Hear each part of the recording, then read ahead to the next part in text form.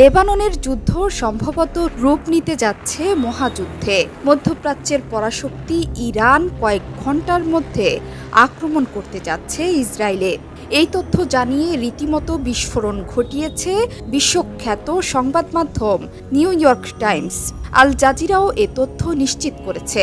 Iran ইসরায়েলে এই হামলায় ব্যবহার করবে ব্যালিস্টিক মিসাইল এবং ড্রোন। তথ্যসূত্র হিসেবে সংবাদ মাধ্যম দুটি হোয়াইট হাউসের কথা উল্লেখ করেছে। এরই মধ্যে সতর্কতা হিসেবে মধ্য ইসরায়েলে সাইরেন বেজে উঠেছে। যদি সত্যি এ ধরনের হামলার ঘটনা ঘটে তবে তা হবে এ বছর ইরানের পক্ষ থেকে ইসরায়েলে হামলার দ্বিতীয় ঘটনা। এটি গত এপ্রিলে ইসরায়েলে হামলার চেয়েও বড় হতে পারে বলে আন্তর্জাতিক সংবাদ মাধ্যমগুলো বলেছে। এদিকে নাম প্রকাশ না করার শর্তে ৩ জন ইসরায়েলি কর্মকর্তা জানিয়েছেন এই হামলায় ড্রোন ও ক্ষেপণাস্ত্র ব্যবহৃত হবে। এক মার্কিন কর্মকর্তা বলেন এটি ব্যালিস্টিক ক্ষেপণাস্ত্র হামলা হতে পারে। তবে আরেক কর্মকর্তা জানান হামলার প্রকৃতি এখনও পরিষ্কার নয়। ইসরায়েলি সামরিক বাহিনীর মুখপাত্র ড্যানিয়েল হ্যাগারি বলেন ইসরায়েল এখনও ইরান থেকে কোনো আকাশ প্রতিরক্ষা হুমকি চিহ্নিত করেনি। তবে আমাদের আকাশ প্রতিরক্ষা এবং যুদ্ধ বিমানগুলো যে কোনো হামলা মোকাবেলায় প্রস্তুত রয়েছে।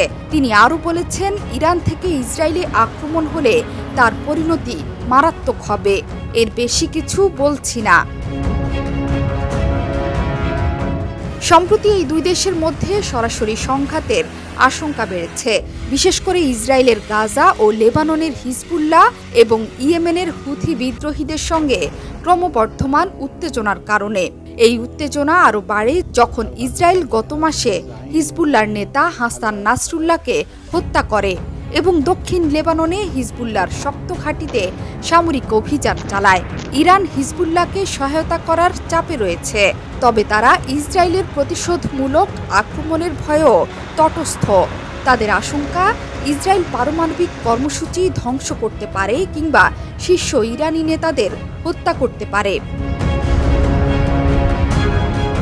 এপ্রিল মাসে ইরান ইসরায়েলের উপর ক্ষেপণাস্ত্র ও ড্রোন হামলা চালায়। ওই সময় ইসরায়েলি যুদ্ধ বিমান সিরিয়ায় থাকা ইরানি শীর্ষ কমান্ডারদের হত্যা করেছিল। তখন উভয় পক্ষই বড় ধরনের যুদ্ধ এড়াতে চেয়েছিল, কিন্তু কূটনীতিক ও বিশেষজ্ঞরা বলছেন এখন পূর্ণমাত্রার যুদ্ধের আশঙ্কা অনেক বেশি। ইরানের নতুন হামলার পর ইসরায়েল পাল্টা আঘাত করতে প্রস্তুত রয়েছে।